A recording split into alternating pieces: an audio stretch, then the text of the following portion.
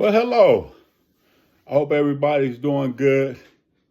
Today is November the 10th, 5 days after the election. We have a new elect president.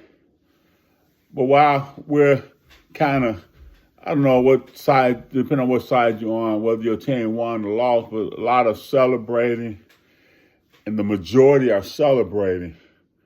But unfortunately, the other group is sad, mad, disgusted, and now they want to turn over to negativity, want to start stuff. And as you may have heard, that there have been major disruptions across many of the metropolitan cities across the country. Different groups are forming that once arose during the first Trump presidency, a group called Antifa, and they are raising their sneaky heads, and these other groups that are here, foreigners, they want to disrupt the country because the wars they're having in their country, whether the Palestinians or whatever. And then you have the other groups that serve this religion called abortion, that serve this religion called, now they want to call themselves TLN, Trans Lives Matter, and I guess all the other groups that lost matter. I guess the drag queen lives matter, and I guess all the other stuff lives are going to matter. But what am I saying? Though we're celebrating right now, we got a long way to go. I believe it's till January 20th when the president is sworn in. But between here and now, I just have a sneaky suspicion that everything's going to be tried to disrupt this country and cause major headaches, major confusion, and people are going to have these hard feelings that they're going to hurt and harm themselves. They're going to cause hurt and harm to themselves. And I would advise anybody, probably don't even wear certain memorabilia when you're in certain areas of the country that are strongly Democratic held places like Chicago, New York, Los Angeles, other places, Colorado, Seattle, Portland, rather, all of these places. You might not want to wear things that signify or show who you voted for, because these people are really sore losers. They cry babies. They just low in spirit, and now they so wanted to make that point that they had. I even heard different commentators, political hack jobs even say that people are really stupid because they voted based on their pocketbook. People are really stupid because they voted based on their pocketbook, based on prices that's too high on everything, based on rent and mortgage too high, based on property taxes and home insurance is too high, based on everything has gone up. And they call it now like low educated, low information folks, because they can't seem to recognize that democracy is at stake. Democracy is at stake. Well, all of these new words, people ain't never heard these words, fascists and misogynists and sexists and all of this stuff. No. The people are tired. And the main reason people are tired is they want to talk about it, that people really trying to find their way back to God. And they don't even know it.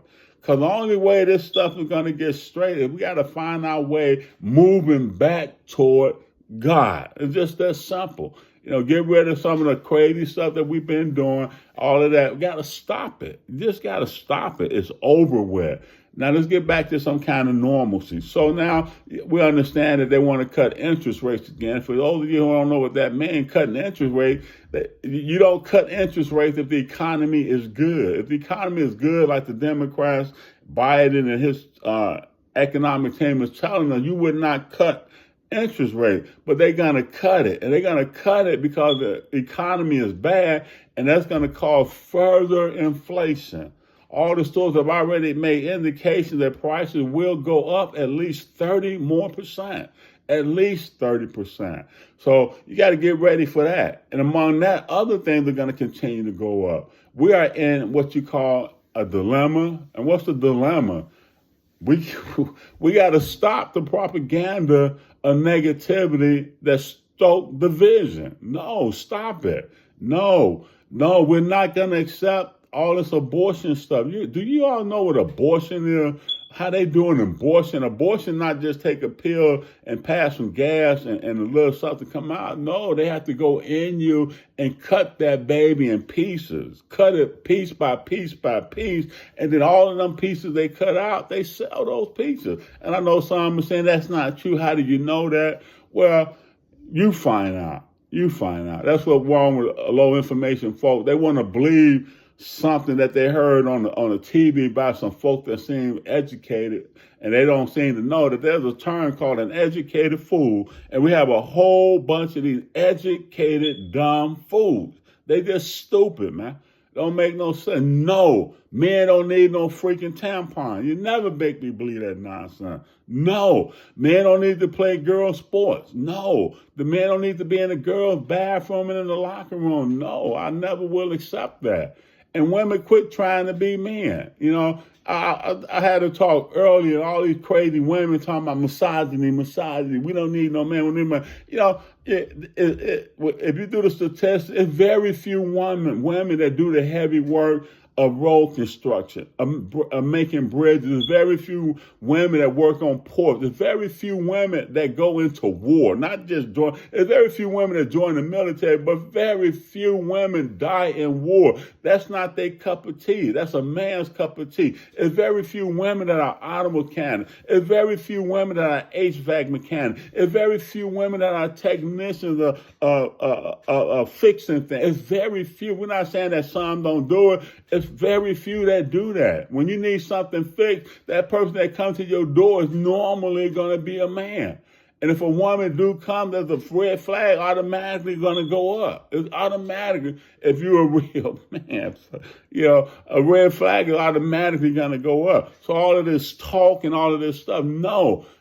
God made the hierarchy, so get mad at God. He made man first. So you have to get mad at God. There's a reason he made man first and made woman second. He made man to rule, to lead, to guide, provide, protect, and figure stuff out. There ain't no excuses for men. Men have to figure stuff out. You know what? If a man car go out and he on the highway by himself, very seldomly is somebody going to pull over to help that man. Very seldomly. But if a lady have car trouble and it's dark out and she gets to be out there by herself and she walks, a lot of cars going to stop for the lady. It's just that simple. It's just that simple. Men have to figure stuff out for themselves. And it's time for men to figure this stuff out. What the problem is, so many men are raised by single mothers. They are raised by single mothers. So you got men in their 40s, 50s, 60s that have been raised by single mothers. And this stuff started back in 1960, probably 1955 it started. 1960 it took over. Because I was one of them ones raised by a single mother. I know exactly what I'm talking about.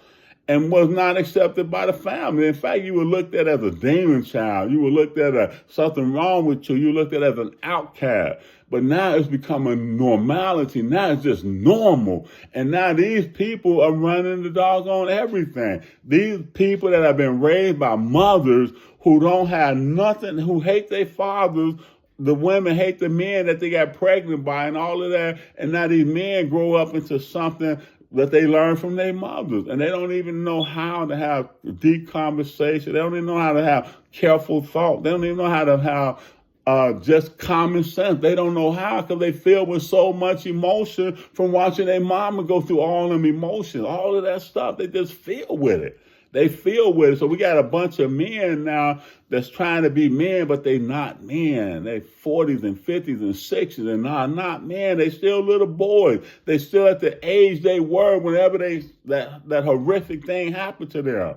They say with drugs, the first time you really take that real drug and you get that real hit from it, that's when you stop maturing. That's when you just stop maturing. In other words, there are men 40, 50, 60 still adolescent in their mind. You got them walking around here, dudes that they 60, walking around with their hats cocked, back earring and all this nonsense, wearing all these, young folk clothes and all that. Man, this is over with, man. Grow up. And now we got to get the men back in control. But those men that grew up with mothers, that the mother made them, no, son, you're going to be a man. Those mothers that grew them sons up to be men, those guys are going to make it, and those guys are going to be the ones that lead us and guide us